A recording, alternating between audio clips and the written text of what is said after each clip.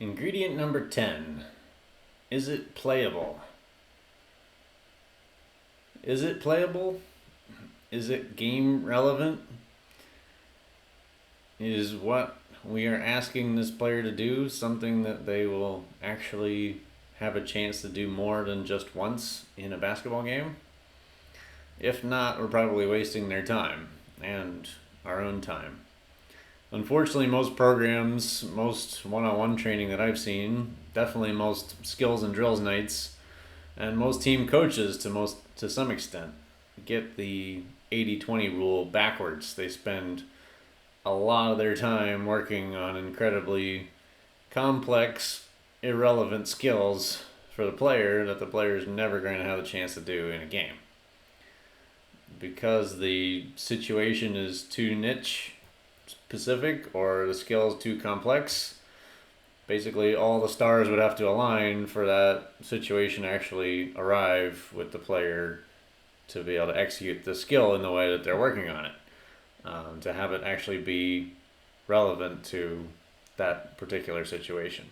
All the success that we've had with results, being able to guarantee results in game performance for our players, has come from making everything game relevant, making everything playable. We don't do anything that doesn't actually happen in a game and happen frequently enough to be worthwhile getting good at.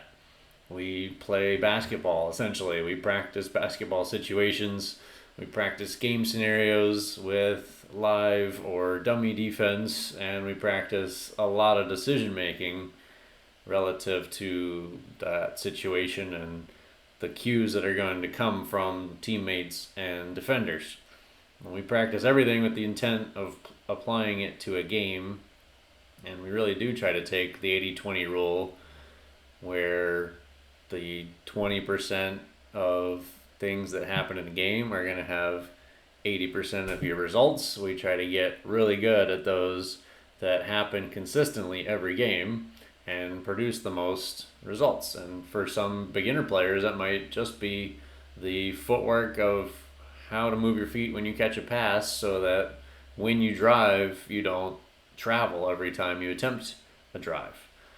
For some players, it might be catching with a rhythm so that they're actually able to shoot with enough power at the three-point line when they catch it. They don't have to catch it and then stop and think about it. Right? It's usually some very simple things that have the biggest impact.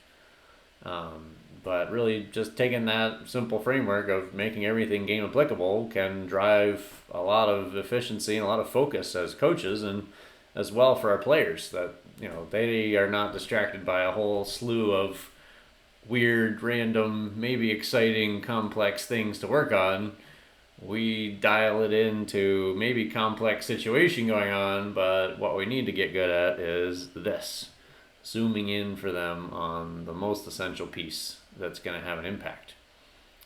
And trying to make that age appropriate. So if they're a third grader, knowing in advance what the best, most applicable skills are going to be for them based on how third grade basketball really looks.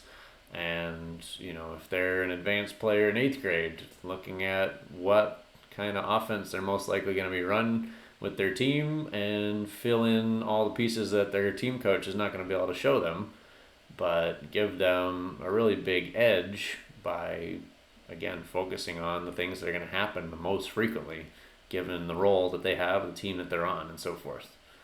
And, it's really comes down to basics. It's going to be, how to catch a pass in a situation where there's an opportunity to shoot or drive.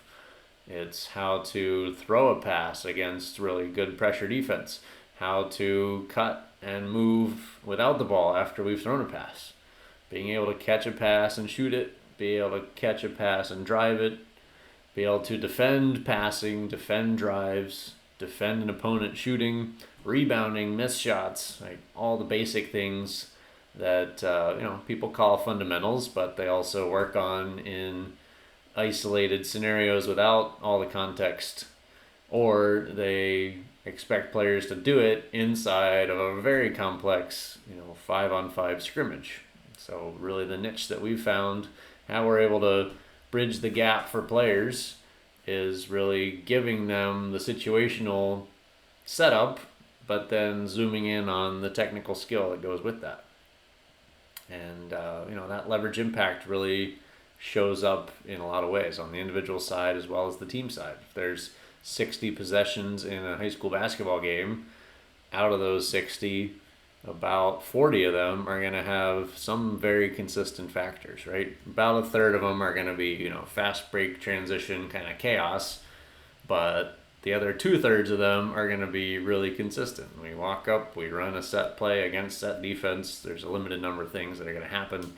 And so getting good at those limited number of things so that our efficiency is very high in the stuff that happens the most often is, again, very simple framework, but something we've had a lot of success with.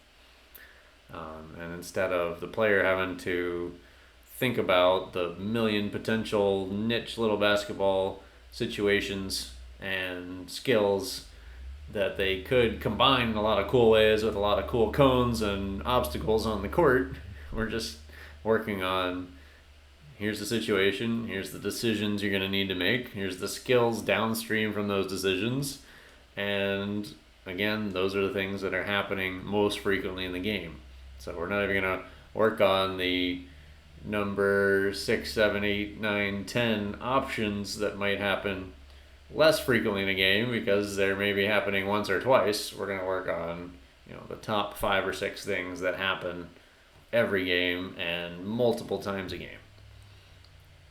And another part of making it playable is making it the most leveraged impact skill for that particular player, right? So we mentioned the different age groups, but even dialing that in more, if the player can't buy a shot to save their life, then getting them capable of making even a 10-foot range shot allows them to operate a lot differently in a game, right? Or maybe they're able to drive really well. We've had a lot of super athletic kids with speed, but they can't make a layup to save their life, even though they got 10 steals in a game and ran down the court at a fast break all by themselves. They couldn't make the shot because they're just out of control with their speed. And so suddenly that skill becomes a huge leverage point for them. Like, okay, let's work on body mechanics to translate high speed into better control and vertical jump at the rim, and now you just got 20 points out of those 10 fast breaks. Wildly different experience for that player. And a lot of it is simple things like that, where if we can increase their range and their comfort level of shooting when they're open so that they can score 3-point shots, and then we improve their footwork and their decision speed so they can drive when they're not open, then suddenly they're shooting when they're open and driving when they're not open to shoot, and they're getting 3-point shots and layups all day long and causing a lot of problems for their defender. That sets up other skills that we can progress over time. It really allows their skill set to flow kind of naturally from whatever they're capable of as a baseline. Here's the next leverage point, and here's the next leverage point after that, and we can go stepping forward really quickly.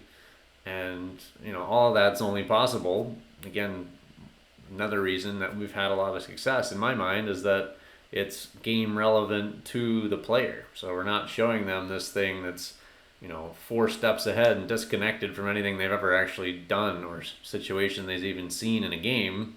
We're connecting it to, this is you and how you're operating right now, and here's the next piece we see for you, and here's how it connects to what you're already doing well, and here's how it connects to this game situation that you just experienced, just ran into as a problem, and here's why this is going to help you. So again, showing them that skill as a solution is how I've come to call it, making it playable in the sense that they see the value of it, they see the value of working on it, they see the relevance to their game, where a lot of players will think about coaches as like, they don't know my game, like they're giving me stuff that's irrelevant to me, I don't want to work on it, even if it would help me. It's not my thing. And so making it playable in the sense that it's a very natural next step for what the player's already doing makes that even more effective. And that's really my favorite thing to do, and that's why we exist. See you on the court.